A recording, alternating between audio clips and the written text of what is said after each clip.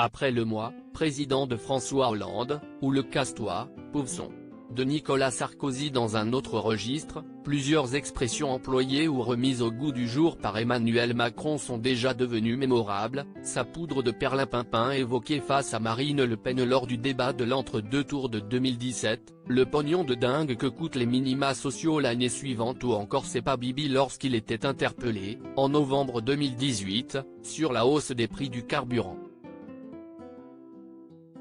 Le président de la République est également friand d'une autre expression qu'il convoque à tout bout de champ en réunion de travail, a rapporté la journaliste du Monde, Solène de Royer, dans une chronique publiée ce mardi 27 juin, la figure du Jojo.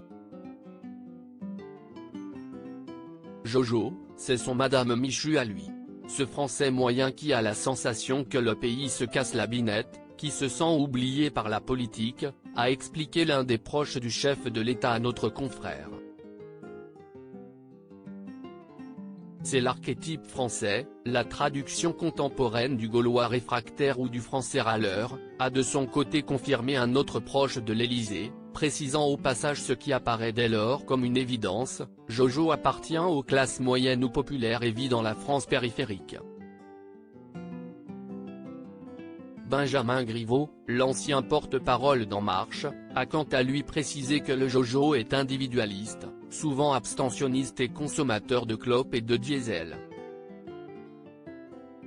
Pour notre confrère, le portrait dressé par l'entourage d'Emmanuel Macron du Jojo fait de ce dernier le grand responsable des difficultés du macronisme.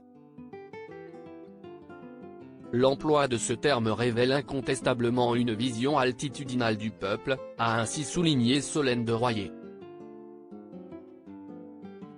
Emmanuel Macron marqué par l'exercice du pouvoir, son évolution physique depuis 2017 une expression synonyme de mépris ?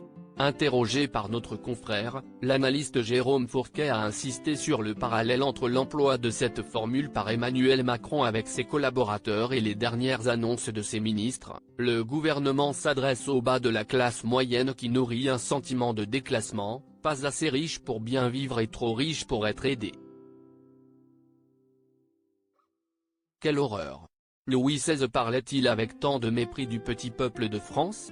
On sait que non, s'est indigné Aude Ancelin sur Twitter en partageant l'article de Solène de Royer. Et d'émettre une mise en garde, Jojo le gilet jaune a failli te sortir, Manu. Et il recommencera. Le mépris de classe, c'est également offusqué Olivier Faure, premier secrétaire du Parti socialiste. L'usage de ce mot est à double détente.